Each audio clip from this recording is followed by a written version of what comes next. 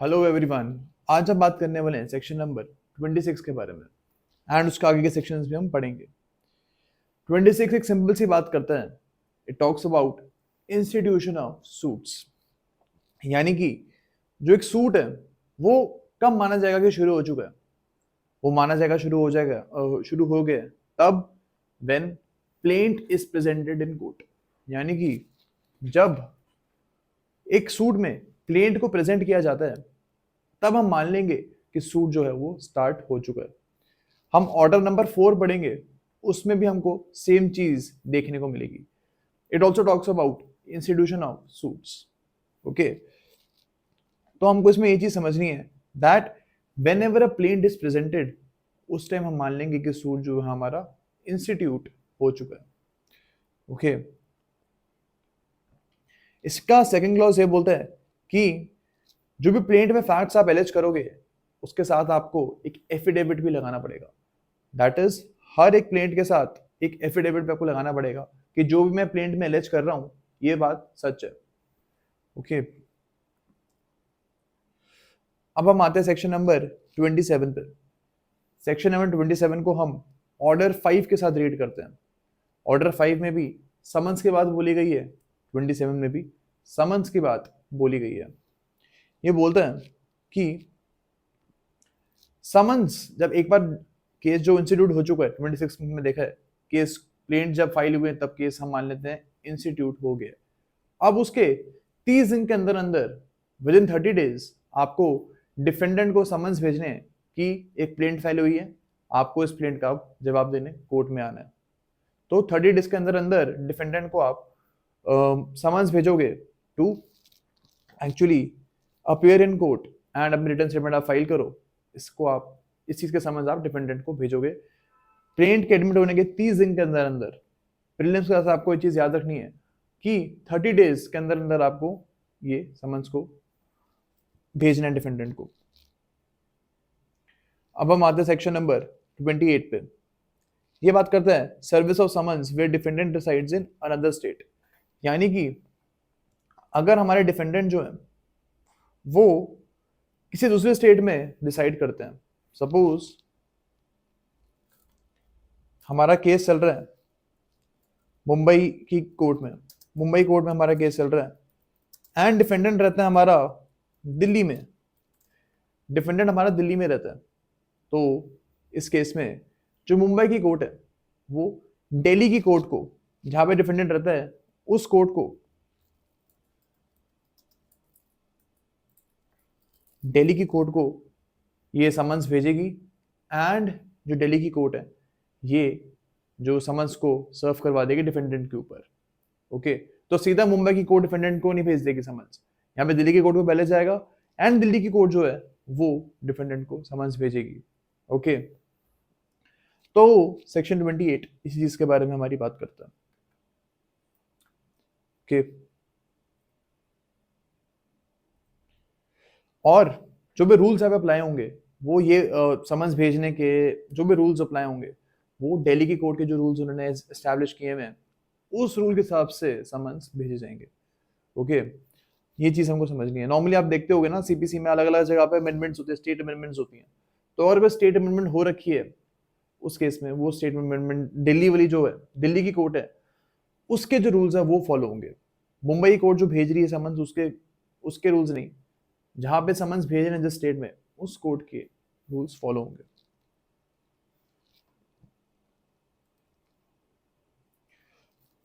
हमको इसमें ये चीज समझनी है बस। इसका क्लॉज 3 ये बोलता है कि अगर अगर मुंबई की कोर्ट की तो मराठी लैंग्वेज है, दिल्ली की कोर्ट अगर सपोज हम मान लेते हैं हिंदी में अगर प्रैक्टिस होती है दिल्ली में, ओके, तो यहाँ पे दिल्ली की कोर्ट को ट्रांसलेशन भी भेजनी पड़ेगी आपको समन्स की। ये नहीं कि मुंबई की कोर्ट मराठी में लिख के समन्स भेजे दिल्ली की कोर्ट को और उसको बोल रहे कि अब आप इसको जो समझना है इसको मराठी को ट्रांसलेट करो खुद से ही एंड डिफेंडेंट को समन्स भेजो। ऐसा नहीं होगा, आपको दिल्ली की कोर्ट को हिंदी में ट्रांसलेशन में साथ में भेजना पड़ेगा समन्स का एंड तभी फिर दिल्ली की कोर्ट जो है वो इस समन्स को एग्जीक्यूट करवाएगी। हमको इसमें ही समझना है प्रिलिम्स के हिसाब से, बाकी आपको इसमें कुछ ज्यादा समझने की जरूरत नहीं है। सेक्शन नंबर 29 बात करता है सर्विस ऑफ फॉरेन समन्स। अगर अगर कोई फॉरेन कोर्ट है, फॉरेन कोई कोर्ट है, उसको इंडिया में समन सर्व करवाने हैं, then also same rules will apply. Suppose London की कोर्ट को अगर समन सर्व करवाने हैं दिल्ली में एक डिफेंडेंट को, तो लंदन वाली कोर्ट दिल्ली की कोर्ट में पहले समन्स भेजेगी, एंड दिल्ली की कोर्ट जो है फिर वो समन्स को सर्व करवाएगी उस डिफेंडेंट के ऊपर। ओके ओके, तो यही चीज हमको इसमें समझनी है बस। या फिर कोई ऐसा पार्ट है, जैसे आपको मैंने ये एग्जांपल बहुत बार दिया हुआ है कि जम्मू एंड कश्मीर जैसे इंडिया के पहले वहां पे सीपीसी अप्लाई नहीं होती थी पहले, अब तो होती है। उस केस में जो जम्मू एंड कश्मीर की कोर्ट है वो भी सेम चीज करेगी। अगर उसको दिल्ली में होगा डिफेंडेंट को दिल्ली में डिफेंडेंट को उसको समन्स भिजवाने हैं, तो वो दिल्ली की कोर्ट को भेजेगी, एंड दिल्ली की कोर्ट आगे जाके फिर उसको समन्स भिजवा देगी।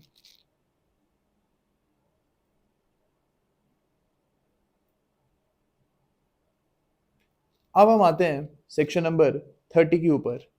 ये बात करते हैं power to order discovery and the like.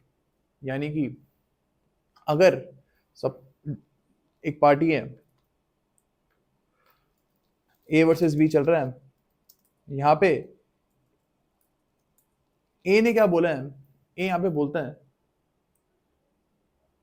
ए यहाँ पे बोलते हैं कोर्ट को कि सर ये कुछ क्वेश्चंस है मेरे, ये क्वेश्चंस का आंसर आप बी से मेरे को दिलवा दीजिए। इंटेरोगेटरीज, इंटेरोगेटरीज बोलते हैं। तो एक क्वेश्चंस की लिस्ट ए ने प्रिपेयर करी है, और वो कोर्ट को बोलता है कि सर आप बी को बोलिए कि इन क्वेश्चंस का आंसर दे। या फिर ए भी बोल सकता है कि आप बी को प्लीज ये बोलिए कि एक डॉक्यूमेंट जो है वो बी की पोजीशन में है, वो डॉक्यूमेंट कोर्ट में लेके आए। तो कोर्ट जो है ये चीज कर सकती है, वो बी को बोल सकती है कि आप कोई भी डॉक्यूमेंट लेके आइए कोर्ट में, या फिर इन इंटेरोगेटरीज का आंसर दीजिए। ऐसा कोर्ट जो है बी को बोल सकती है।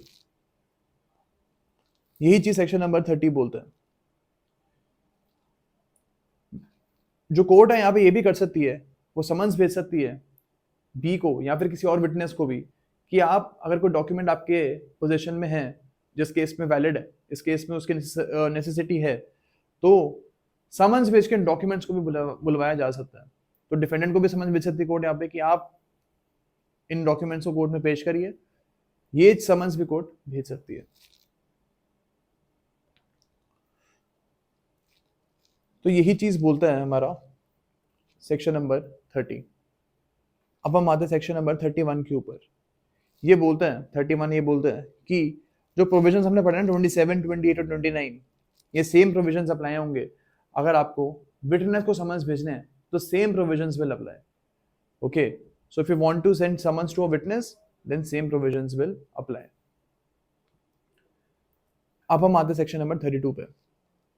ये बात करते हैं कि अगर सेक्शन 30 के अंदर जो कोर्ट ने समन्स भेजे हैं, या फिर उसने किसी पर्सन को बोला है कि आप कोर्ट में आके डॉक्यूमेंट्स को प्रेजेंट करिए या इंटेरोगेटरीज का आंसर करिए, अगर इस चीज का पालन नहीं होता, इस केस में जो कोर्ट है वो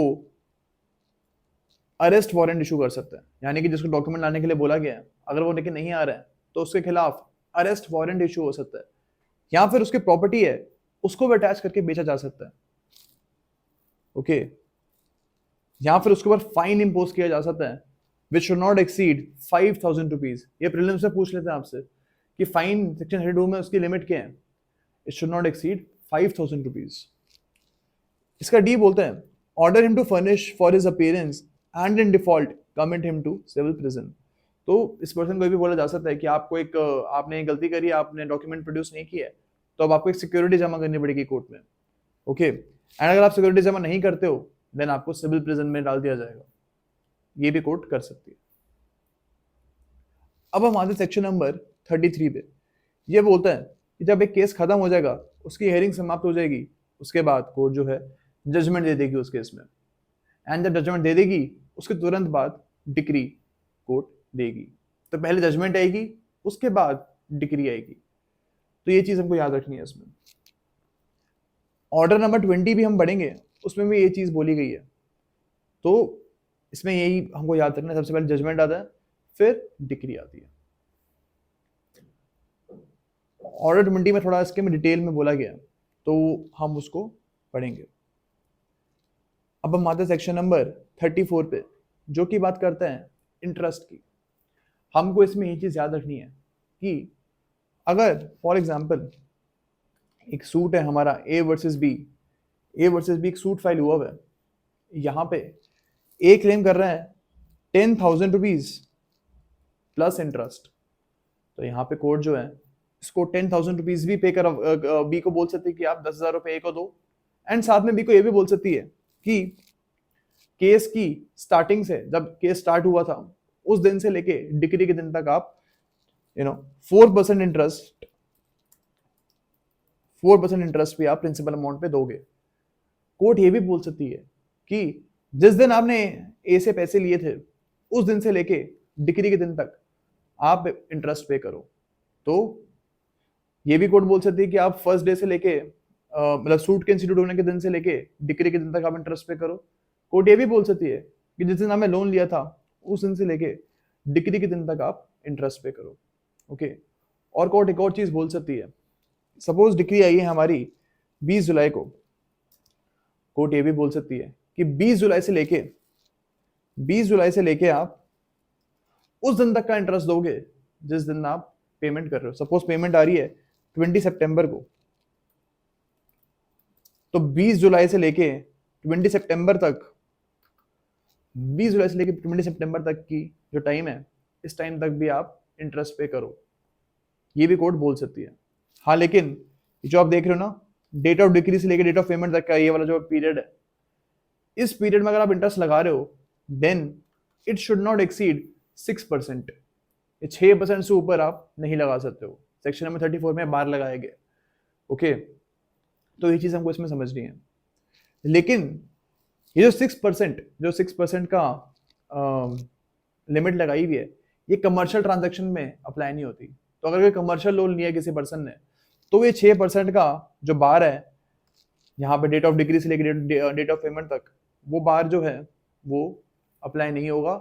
एंड इस दौरान को 6% से ज्यादा का इंटरेस्ट भी लगा सकती है अगर एक कमर्शियल ट्रांजैक्शन है। ओके, तो यही चीज हमको इंटरेस्ट के रिलेटेड समझनी है इसमें। बस ये बिल्कुल ज्यादा इसका कॉन्सेप्ट समझना इंपॉर्टेंट नहीं है इतना, लेकिन इसमें आप ये सब 6% ये सब चीजें आप याद रखना। ओके, क्योंकि प्रीलिम्स में पूछ सकते हैं आपसे।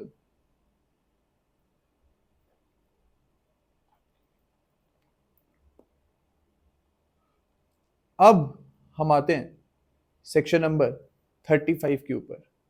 सेक्शन नंबर 35 बात करता है कॉस्ट्स की।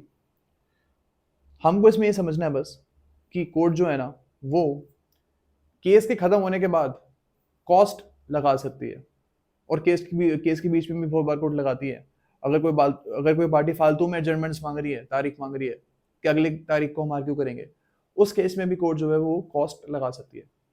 कॉस्ट लगाने का ये मतलब है कि कोर्ट जो डिफॉल्टिंग पार्टी है, जो पार्टी गलती कर रही है, उसको बोल सकती है कि कोर्ट का हमने टाइम बर्बाद किया है, इसके लिए आपको पैसे देने पड़ेंगे, आपको फाइन देना पड़ेगा। तो इसी को हम कॉस्ट बोलते हैं। Same in a similar way, suppose यही ए वर्सेस बी का सूट है, इसमें बी हार जाता है, तो कोर्ट बी को बोल सकता है कि भाई आपने कोर्ट का टाइम पूरा वेस्ट किया है इस केस को चला के, और ए को भी बहुत ज्यादा लिटिगेशन एक्सपेंसेस बियर करने पड़े हैं, and that is why B should pay costs. B को कॉस्ट पे करने के लिए बोला जा सकता है कि जितना भी खर्चा हुआ है इस केस में वो बी की जेब से जाएगा। ओके, तो ये कोर्ट की डिस्क्रिप्शन है, इट्स नॉट मैंडेटरी कि कोर्ट हर केस में कॉस्ट लगाएगा। जहां कोर्ट को लगता है कि हाँ यहाँ पे कॉस्ट लगानी चाहिए, in that case only court will impose costs. तो ये चीज हमको याद रखनी है that imposition of costs is not mandatory, it's only directory। Court चाहे तो लगा सकती है, डिस्क्रिशनरी है ये, कोर्ट चाहे तो लगा सकती है, नहीं चाहे तो नहीं लगाएगी। अब हम आते हैं सेक्शन नंबर 35A के ऊपर। सेक्शन नंबर 35A ये बोलता है कि अगर एक फॉल्स या वेक्सेशियस क्लेम होता है, उस केस में कॉस्ट लगाई जा सकती है। सपोज ए वर्सेस बी है और ए ने एक झूठा मुकदमा किया है, फालतू में बी के ऊपर केस कर दिए, केस बनता भी नहीं था, फॉल्स क्लेम किया ए ने। इस केस में जब ये चीज प्रूव हो जाएगी केस के एंड में कि ए ने फालतू में ही केस कर दिया था, इन दैट केस एक को ये बोला जा सकता है कि आप ₹3000 तक का फाइन कोर्ट में जमा कराइए। फाइन नहीं बोलते, उसको कॉस्ट बोलते हैं। तो यहाँ पे एक को बोल सकते हैं कि 3000 रुपए तक आप कोर्ट में जमा कराइए, बिकॉज आपने फालतू में केस किया था, and that is why you have to pay ₹3000। तो ये जो अमाउंट है 3000 रुपए का, इससे ऊपर आप क्लेम, इससे ऊपर आप डिमांड नहीं कर सकते हो। तो यहाँ पे एक बार लगाया गया है कि अगर एक फॉल्स या वेक्सेशियस क्लेम हो रहा है, in that case maximum amount that you can claim from the plaintiff is ₹3000। 3000 से ऊपर आप जो है कॉस्ट क्लेम नहीं कर सकते हो इसे, इस पर्टिकुलर केस के लिए। ओके और अगर एक स्मॉल कॉजेस की कोर्ट है, छोटी कोर्ट है जो स्मॉल कॉजेस की कोर्ट, वो ₹250 से ज्यादा, ₹250 से ज्यादा वो कॉस्ट क्लेम इस पर्टिकुलर केस में नहीं कर सकती है। ओके तो हमको इसमें यही चीज समझनी है। एंड जो आपको मैंने अमाउंट बताया ना, प्रीलिम्स में यही पूछते हैं, आपको यही याद रखना है। फॉल्स वेक्सेशियस क्लेम के लिए ₹3000 याद रखना है आपको ये, और कोर्ट ऑफ स्मॉल कॉजेस के लिए ₹250। अब हम आते हैं सेक्शन नंबर 35B के ऊपर। सेक्शन नंबर 35B ये बोलते हैं कि अगर एक हियरिंग के दौरान किसी पार्टी को बोला था कि आप एक पर्टिकुलर काम करके आना, एक पर्टिकुलर काम आप करके आना, और अगर वो पार्टी वो काम करके नहीं आती है, या फिर हियरिंग के दौरान कोई पार्टी एडजर्नमेंट मांग लेती है, बोलती कि आप इस दिन को मैं आर्ग्यू नहीं कर सकता, अगले दिन की अगली हियरिंग पे आप मैं आर्ग्यू कर पाऊंगा। इस केस में कोर्ट का टाइम वेस्ट हुआ and because of this court जो है डिफॉल्टिंग पार्टी के ऊपर कॉस्ट लगवा सकती है। यानी कि जो पार्टी एडजर्नमेंट मांग रही है, या फिर जिस पार्टी ने जो काम करने के लिए उसको बोला था वो नहीं किया है, इन दैट केस उस पार्टी के ऊपर कोर्ट कॉस्ट लगवा सकती है। एंड जब तक ये कॉस्ट पे नहीं करेगी वो पार्टी, तब तक जो है उसको नेक्स्ट हियरिंग पे आर्ग्यू करने का मौका नहीं मिलेगा। ओके तो यही चीज हमको इसमें समझनी है कि कोर्ट जो है इस केस में कॉस्ट लगवा सकती है, एंड जब तक वो कॉस्ट पे नहीं होंगे तब तक उसको आर्ग्यू करने का मौका नहीं मिलेगा नेक्स्ट हियरिंग पे। ये जो 35B है इसलिए लगवाया गया है, इसलिए इसको इंट्रोड्यूस किया गया था बिकॉज केस के दौरान पार्टी फालतू में एडजर्नमेंट्स नहीं मांगे, इसको प्रिवेंट करने के लिए 35B का जो है उसको इंट्रोड्यूस किया गया था। तो अब हमारा 35B कंप्लीट हो गया, and in the next class we will start with part number